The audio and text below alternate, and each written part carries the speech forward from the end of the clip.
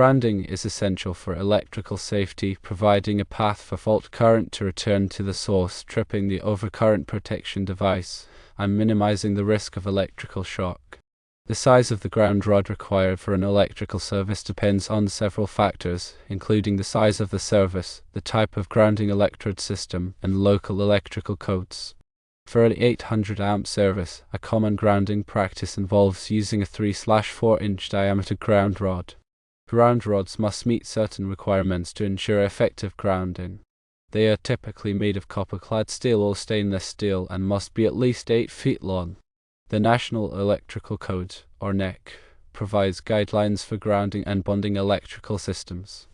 While the NEC doesn't explicitly specify a ground rod size based solely on the service amperage, it focuses on the overall grounding electrode system and its resistance to ground. Section 250 of the NEC covers grounding and bonding requirements. The grounding electrode system typically includes ground rods, metal underground water pipes, metal building frames, and concrete encased electrodes, also known as UFA grounds. The goal is to achieve a low impedance path to ground. The NEC requires that the grounding electrode system have a resistance to ground of 25 ohms or less. If a single ground rod does not achieve this resistance, a second ground rod is required. These ground rods must be spaced at least 6 feet apart. In many jurisdictions, a single 3/4 inch ground rod may be acceptable for an 800 amp service, provided that the resistance to ground is 25 ohms or less. However, local codes may have more stringent requirements.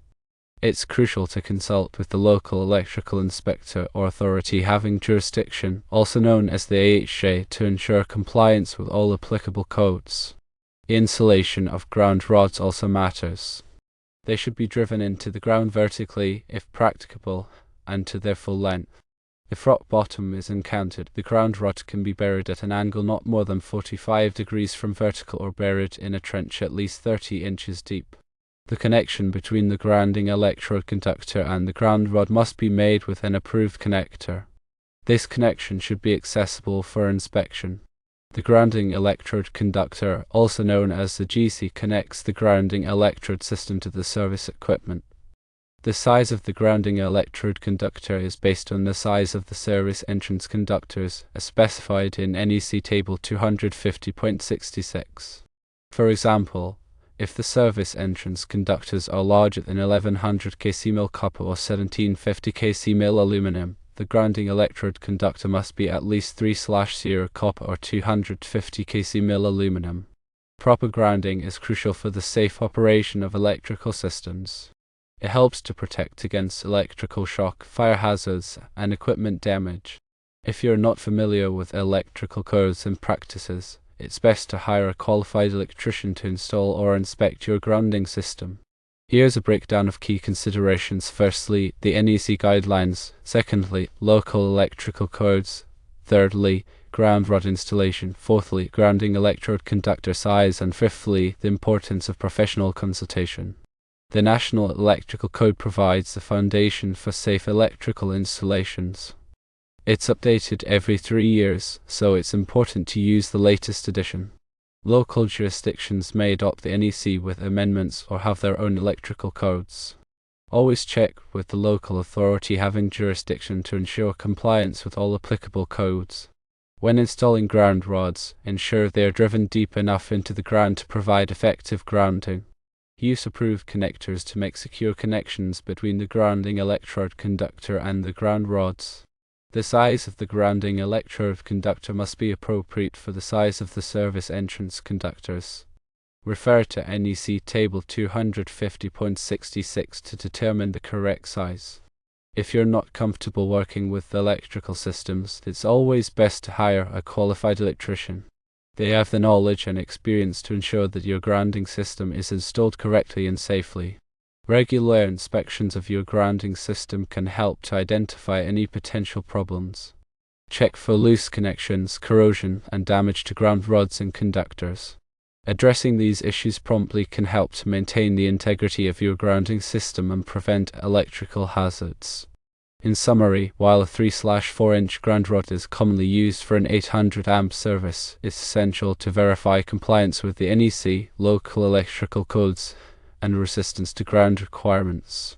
Proper installation and regular inspections are also crucial for ensuring the safety and effectiveness of your grounding system. Always prioritize safety and consult with qualified professionals when working with electrical systems. Grounding systems are a critical component of electrical safety. The function is to provide a low impedance path for fault currents, protecting people and equipment from electrical hazards. A properly designed and installed grounding system will minimize the risk of electrical shock, fire, and equipment damage. The size and type of grounding electrodes, including ground rods, are determined by the size of the electrical service, the soil conditions, and applicable codes and standards. The National Electrical Code (NEC) provides comprehensive guidelines for grounding and bonding electrical systems. It is important to adhere to the NEC and local codes to ensure electrical safety. Ground rods are typically made of copper-clad steel or stainless steel and must be at least 8 feet in length. The diameter of the ground rod is often 3/4 inch, but other sizes may be used depending on the specific application. The ground rod must be driven into the ground to its full length, if practicable. If rock bottom is encountered, the ground rod may be buried at an angle not more than 45 degrees from vertical or buried in a trench at least 30 inches deep. The grounding electrode conductor (GEC) connects the grounding electrode system to the service equipment. The size of the GEC is determined by the size of the service entrance conductors, as specified in NEC Table 250.66. The connection between the GEC and the ground rod must be made with an approved connector. The resistance to ground of the grounding electrode system should be 25 ohms or less. If a single ground rod does not achieve this resistance, a second ground rod is required. The two ground rods must be spaced at least 6 feet apart.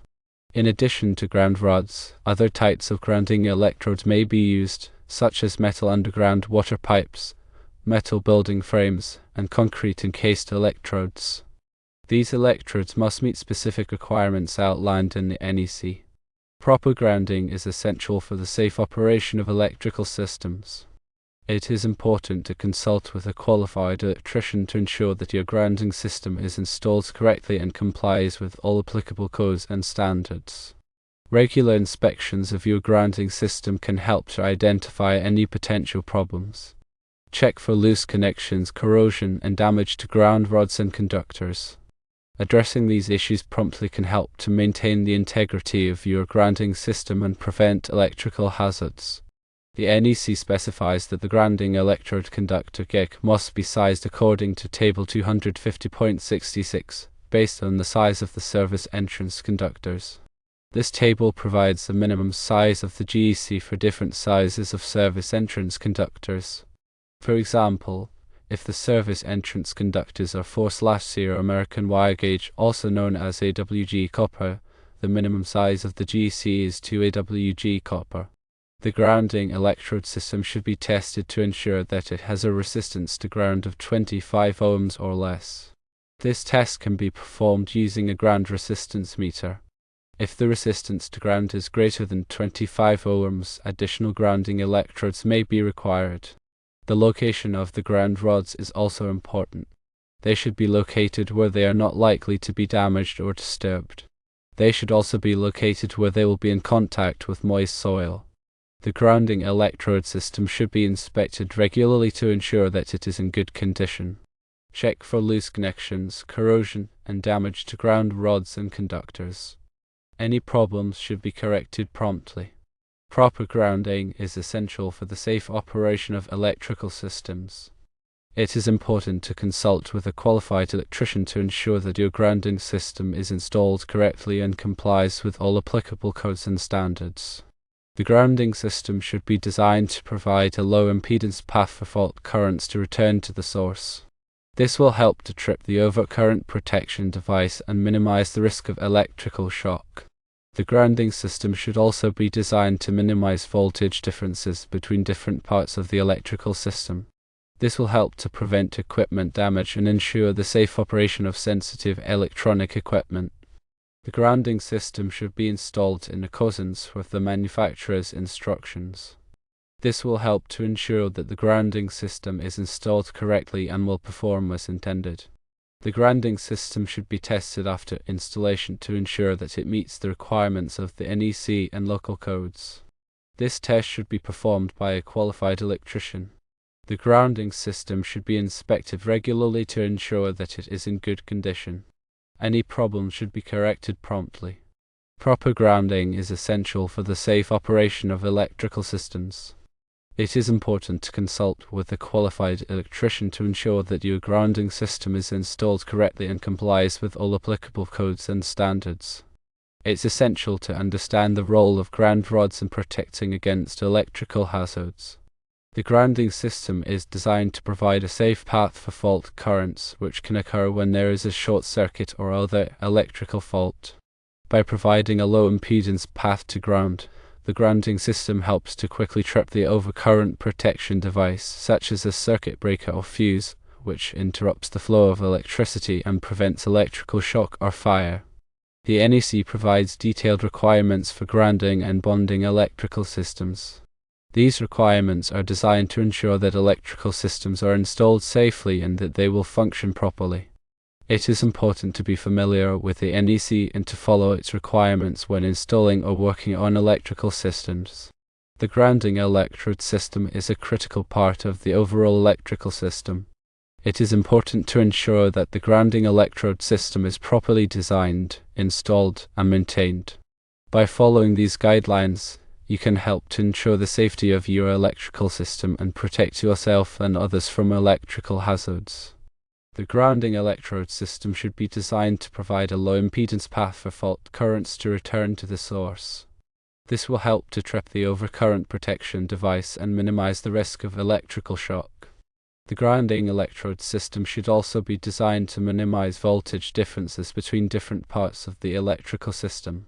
This will help to prevent equipment damage and ensure the safe operation of sensitive electronic equipment. The grounding electrode system should be installed in accordance with the manufacturer's instructions. This will help to ensure that the grounding electrode system is installed correctly and will perform as intended. The grounding electrode system should be tested after installation to ensure that it meets the requirements of the NEC and local codes. This test should be performed by a qualified electrician. The grounding electrode system should be inspected regularly to ensure that it is in good condition. Any problem should be corrected promptly. Proper grounding is essential for the safe operation of electrical systems. It is important to consult with a qualified electrician to ensure that your grounding electrode system is installed correctly and complies with all applicable codes and standards. When selecting a ground rod, consider the soil conditions at the installation site.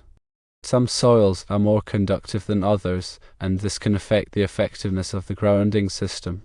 In areas with poor soil conductivity, it may be necessary to use longer or more numerous ground rods to achieve the required resistance to ground. It is also important to protect the ground rod from corrosion. Corrosion can increase the resistance of the grounding system and reduce its effectiveness. Ground rods should be made of corrosion-resistant materials such as copper-clad steel or stainless steel. The connections between the ground rod and the grounding electrode conductor should also be protected from corrosion. The grounding electrode conductor should be sized according to the NEC. The size of the grounding electrode conductor depends on the size of the service entrance conductors. It is important to use the correct size grounding electrode conductor to ensure that the grounding system can safely carry fault currents. The grounding electrode conductor should be connected to the ground rod using an approved connector. The connector should be designed to provide a secure and reliable connection. The connection should also be protected from corrosion. The grounding system should be inspected regularly to ensure that it is in good condition. Check for loose connections, corrosion, and damage to the ground rods and grounding electrode conductor. Any problems should be corrected promptly. Proper grounding is essential for the safe operation of electrical systems. It is important to consult with a qualified electrician to ensure that your grounding system is installed correctly and complies with all applicable codes and standards. Additionally, it is crucial to understand the principles of grounding and bonding. Grounding refers to connecting the electrical system to the earth, while bonding refers to connecting various metal parts of the electrical system together. Both grounding and bonding are essential for electrical safety. Grounding provides a path for fault currents to return to the source, while bonding ensures that all metal parts of the electrical system are at the same electrical potential. This reduces the risk of electrical shock. The NEC provides detailed requirements for grounding and bonding electrical systems. These requirements are designed to ensure that electrical systems are installed safely and that they will function properly. It is important to be familiar with the NEC and to follow its requirements when installing or working on electrical systems. The grounding and bonding system should be designed to provide a low impedance path for fault currents to return to the source. This will help to trip the overcurrent protection device and minimize the risk of electrical shock. The grounding and bonding system should also be designed to minimize voltage differences between different parts of the electrical system. This will help to prevent equipment damage and ensure the safe operation of sensitive electronic equipment. The grounding and bonding system should be installed in accordance with the manufacturer's instructions. This will help to ensure that the grounding and bonding system is installed correctly and will perform as intended. The grounding and bonding system should be tested after installation to ensure that it meets the requirements of the NEC and local codes. This test should be performed by a qualified electrician. The grounding and bonding system should be inspected regularly to ensure that it is in good condition. Any problems should be corrected promptly. Proper grounding and bonding are essential for the safe operation of electrical systems. It is important to consult with a qualified electrician to ensure that your grounding and bonding system is installed correctly and complies with all applicable codes and standards.